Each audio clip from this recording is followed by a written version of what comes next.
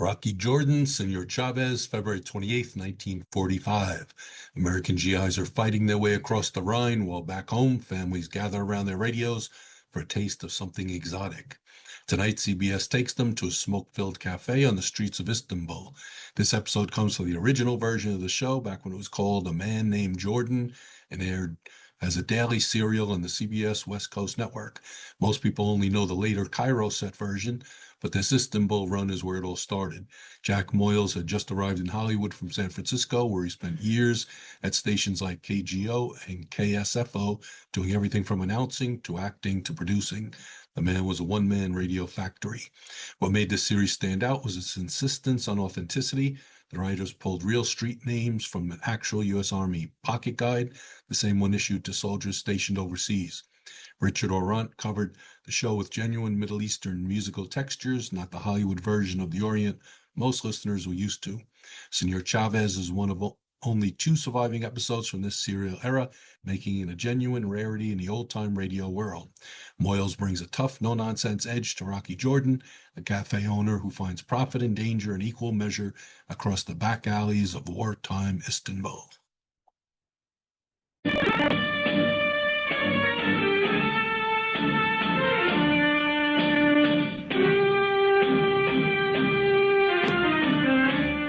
In a narrow street off Istanbul's Grand Bazaar, not far from the Mosque Valid Sultan, stands the Café Tambourine, run by a man named Jordan.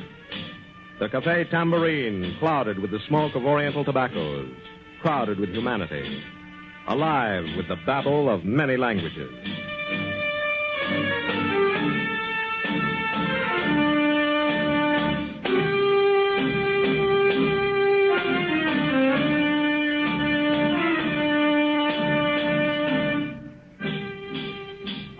Rocky Jordan's faithful man Friday has just told Rocky, Duke, and Tony of a discovery made by his nephew, who is in the employ of a Spaniard named Chavez.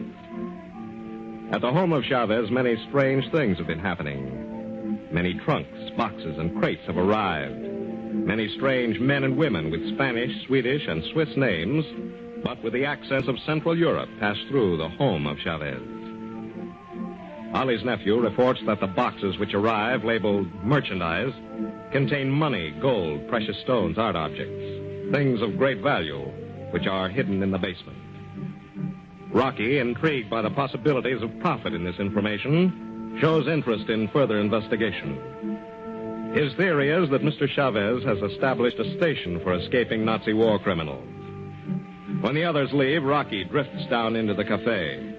And when he sees an old acquaintance, an international crook rejoicing in the name of Triflis, he walks over to his table and says, "Hello, Triflis. How's tricks?"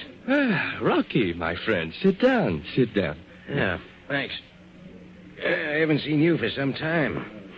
Where you been? Oh, I have been away. Making arrangements to enter a new business, Rocky. I am now engaged in that business. No kidding. Mm-hmm. Anything legal enough to talk about? Oh, Rocky.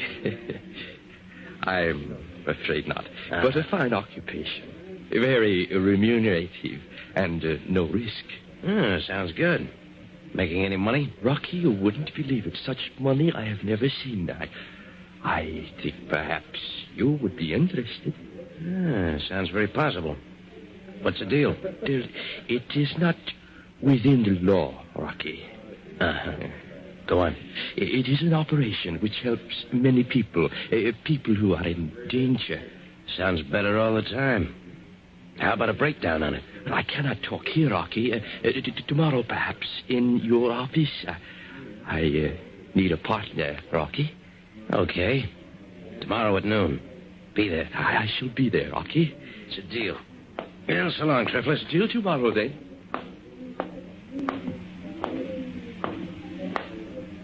Hey, what's that big smile on your kisser for, Rocky?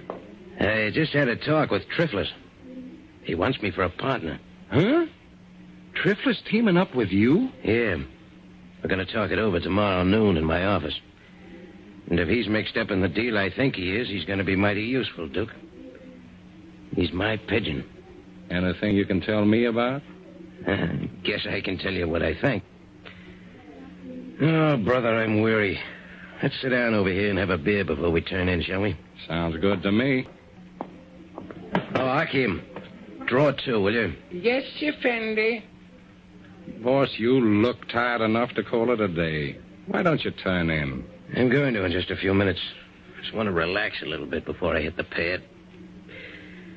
You know, Duke, I think our little chum Triflis is going to be a great help to us. Yeah. Well, it's about time Triflis was helping somebody. There's one guy that makes me sorry I didn't stay home and practice my piano lessons instead of learning to fight. Triflis is a necessary evil, Duke. If it wasn't for people like him figuring out strange ways of making a dishonest dollar, we wouldn't have much fun. Yeah, maybe you're right, Rocky. Sure, I love guys like Triflis. They think they're so clever that it's like shooting fish to outsmart them. What's the angle, boss? What's Triflis cooking up now? Well, I tell you, Duke, since Turkey has declared war on Germany, there's a lot of embarrassment in certain circles. Know what I mean? Yeah. This ain't a neutral country no more. And they're going to round up all the Krauts, huh? Yeah, and the Japs. Now, the Japs are just plain out of luck because a Jap's a Jap. But the Heinies are in a little better shape. If they can get their hands on a phony passport. Ah, that what Triflis is up to? Sounds like it to me. Yeah, it all adds up, Duke. The dope we've got in this house where Ollie's nephew works, the whole thing. Nobody expected Turkey to declare war. The Germans who can get out of Germany, the rankers in the Nazi party, they've been shipping their money and their valuables into Turkey for months, waiting for the day when they have to change their names and their nationalities to beat the war guilt trials and the confiscation of the piles of dough they've stolen from the little people in Germany. Great little group, Duke. Fine little gang. Yeah. We're going to take a shot at getting them, huh, Rocky? Can you think of any more pleasant work? No. Sounds like a job that could be enjoyed. You know, Duke, these guys we're fighting here in Istanbul, they're the real heels in this war. They're the guys that stood on balconies and shouted their lungs out, selling a lot of dummies on the fact that they were members of a master race. They're the guys that gave the orders to wipe out the population of towns like, Lidice in Czechoslovakia. The guys that robbed the churches and looted the towns in every country the Huns occupied. Yeah, and now they're going to try to get away with it. Yeah. Now, while Hitler chews the carpet and orders the soldiers and the square-headed civilians to die defending their homes and their fields, these big shots are taking a powder. They know they're whipped. They know they're slated for a blank wall and a firing squad. Well, some of them will get away with it, but we'll take care of a few, huh?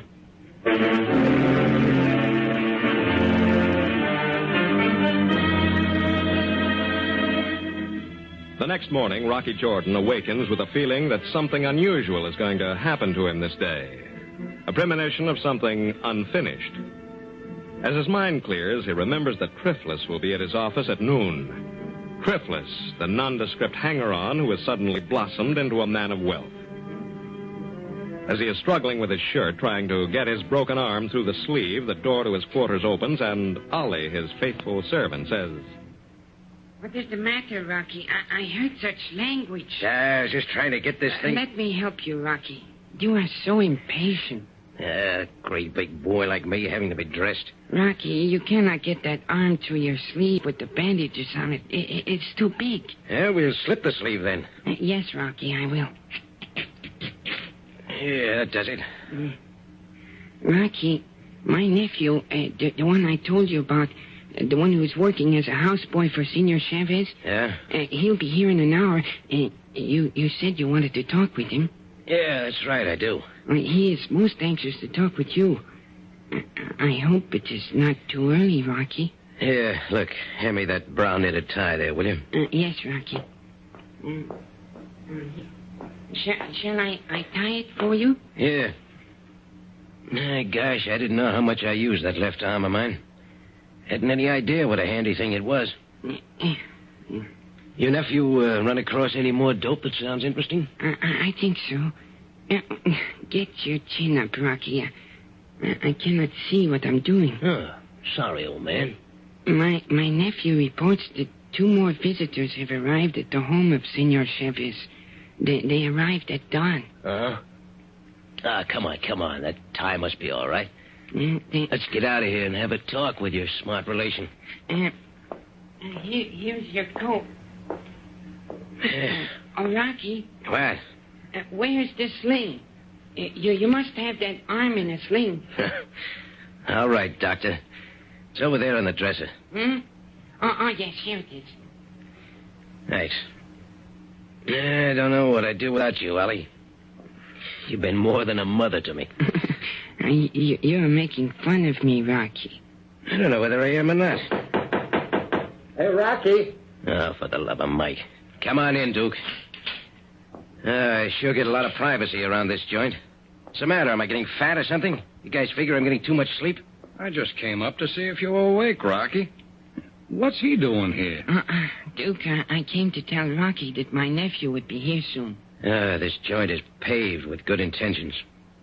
Oh, well. What's the occasion, Duke? Well, I've been out around already this morning. I thought maybe you'd need some help getting into your duds with that broken arm. Well, Ollie got me dressed all right. Where you been, Duke? Over to the British Embassy, talking to Major Pettigrew. Oh, yeah? What do you have to say? Well, I just sort of asked him what was going on, now that there's a war on. Well, the people of Turkey are glad that we have finally declared war on the Axis. We have a fine army, one of the finest in the world. I don't think that Turkey's planning on taking any very active part in the war. What did Pettigrew think, Duke? He thinks the same as you. Hey, Ollie. How about running downstairs and having the kitchen send up a little breakfast, huh? Yes. You had breakfast, Duke? Yeah, I had one early, but I'm ready for another one. I had mine. Shall I have 2 breakfasts sent up, Rocky? Yeah, that's right. Bacon and eggs, over easy. And whatever else they have. But quick. Right away, Rocky. As soon as I get that done, I shall go get my nephew and bring him here. Okay, Ollie. See you later.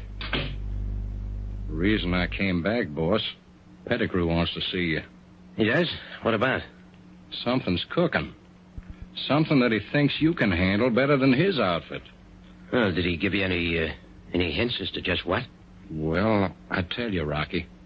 While I was talking to him, I just casually mentioned the fact that you were pretty sure that there were a lot of crowds here in Istanbul, passing as neutrals. Yeah? Maybe you talk too much. I didn't tell him anything. I was just seeing if I could get him to talk enough to do us some good. And what'd he say? Well, he thinks you're right. In fact, he knows you're right. He wants to work with you. Oh, that's just fine. What do I want to work with him for? What do we need him for? Well, don't jump down my throat. I didn't crack anything to him. All I know is that he's got some dope on a few people that he's suspicious of, and he's willing to let you use the information. Go talk to him yourself. Okay, I will. And look, Duke, I'll do the thinking for this outfit. Don't be getting 9 feet 5 when you're 5 feet 9. I'll make the contacts and the decisions. Okay, so I got out of line. I'll get back in. It's good. Unless Major Pettigrew or any other authority of any country knows about what we're doing the next few weeks, the better off we're going to be. Okay. Nobody's hurt. Come in. Rocky, when I went downstairs, my nephew was there waiting for me. Yeah? Senor Chavez had sent him to town on an errand, and he came by here. Can you see him now? Yeah, I suppose so. He is very excited, Rocky. He says that he has news of the utmost importance for you.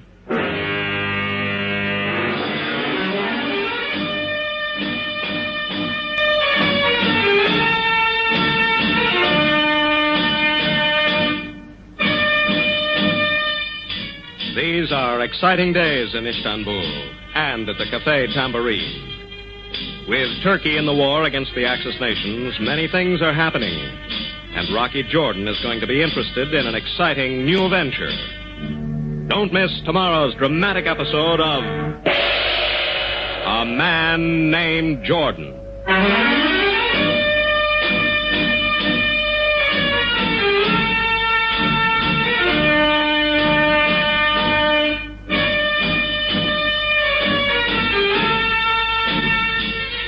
A Man Named Jordan is written and directed by Ray Buffum and is presented every day, Monday through Friday, at this same time.